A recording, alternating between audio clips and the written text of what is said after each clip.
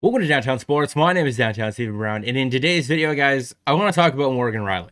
Morgan Rielly is a huge part of the Toronto Maple Leafs' blue line, and he has been for a number of years, and that was no different in the 2021 season. And he really stepped up in that series against the Montreal Canadiens and was awesome. Him and TJ Brodie led that Maple Leafs decor. So why are people suggesting that the Maple Leafs explore trading him? Don't worry, that was a rhetorical question. I know why the people are asking, or at least talking about it at the very least. He's in the final year of a 6-year contract that is seeing him be paid $5 million a season. And just to be fair, we are going to look at why you may consider moving on from Morgan Rielly this offseason, but we're also going to talk about what it may look like if you decide to keep him. And the reasons why people are having these conversations is, one, the emergence of Rasmus Sandin and wanting to give him more responsibility, because you can clearly see that, aside from him struggling in that series against the Montreal Canadiens, that he is a very extremely talented player who's going to have a long future here, much like Morgan Rielly looked at his age. There's just different little subtle plays that Rasmus makes when he's pressured that make me believe that he's going to be better defensively than Morgan Rielly. And when you watch him carry the puck with purpose, and when you see that shot from the blue line, it makes you believe that he's going to be just as good offensively as well. So does it make sense to pay Morgan Rielly all this money when you could potentially have someone to play those minutes, to fill his boots, basically, I guess? The results were super encouraging. I'm not going to tell you that they're not. I don't know if I'm ready to commit to something like this yet. I look at the role that Morgan is tasked with on this team in being its number one puck carrier, basically getting the puck to our forwards to transition from defense to offense. And I don't know if Rasmus Sandin is ready for that or not. But then again, Sandin is getting his confidence from Nylander, and Nylander seems like a pretty confident guy. So maybe I should have more confidence in Rasmus Sandin. Just such an awesome quote that comes from that Montreal series that's gonna be forgotten about. It's just, man. And the Colorado Avalanche were kind of faced with this same dilemma a couple of seasons ago. Now, I will say, I think that Morgan Rielly is better than Tyson Barrie, even a couple of seasons ago, and definitely now. But at the same time, they had younger players who needed to play higher up in the lineup and be given more responsibility, and they chose to pull the trigger, and they, at the time, got value back for those players. Now, if you're watching this video today, you'll know that the Avs got eliminated and Kadri was suspended in the playoffs again. So I don't know how you feel about that trade, but the concept of it still stands. Now, Morgan Rielly has a $2 million signing bonus that he is owed. And if the Leafs pay that out and then trade him, it means the team that's getting him is only on the hook for paying $3 million in actual salary. And that makes him an insanely valuable asset at that point. $3 million for Morgan Rielly for even just one season. You better be getting a lot back for that. But I also want to make something clear.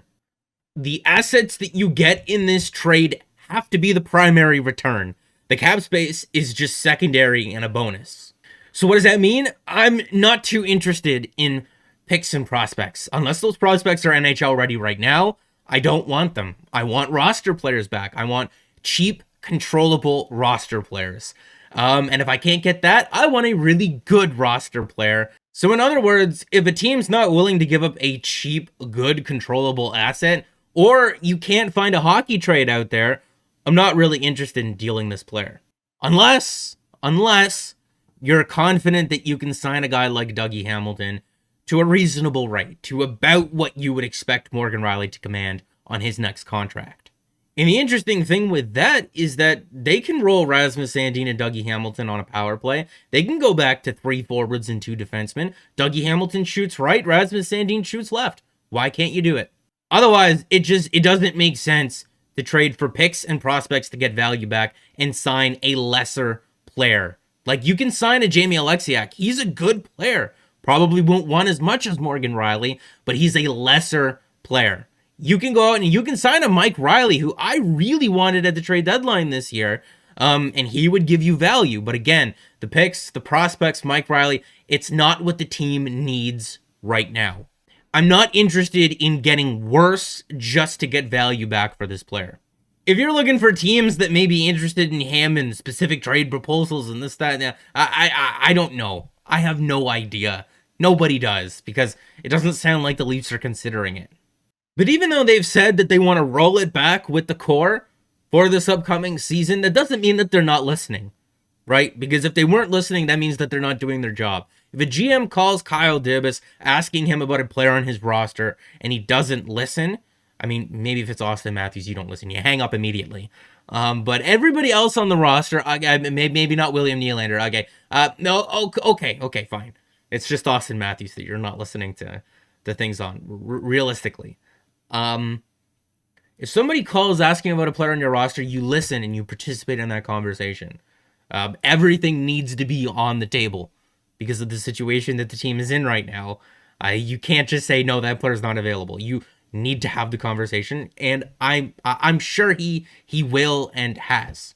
And I've made this comparison before because the numbers are very similar, and I'll show those in a minute or so.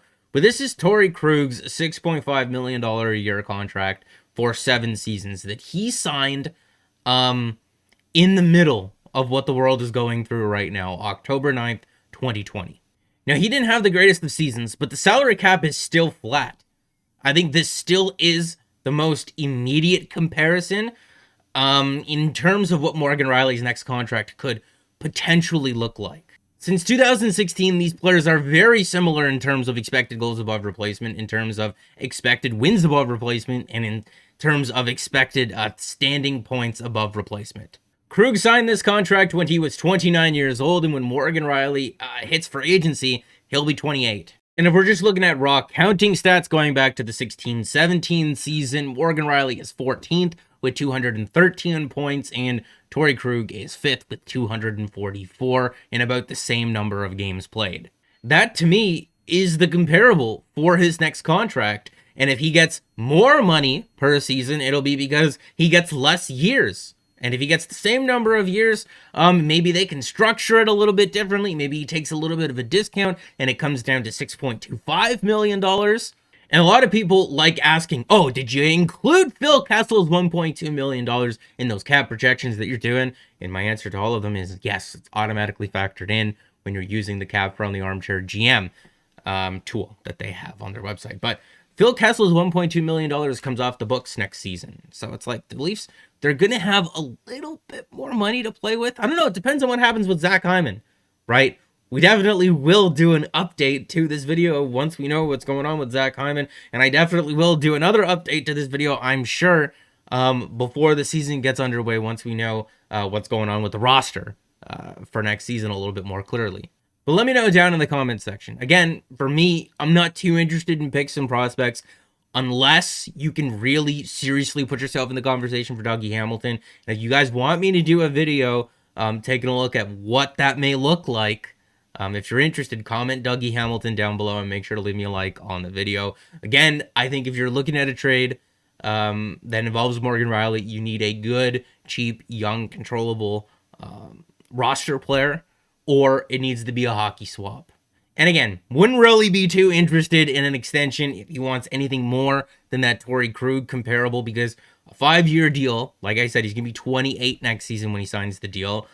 Takes him until he's 33, and his prime asset is his skating and his puck-moving ability. Does he slow down by the time he's 33 years old?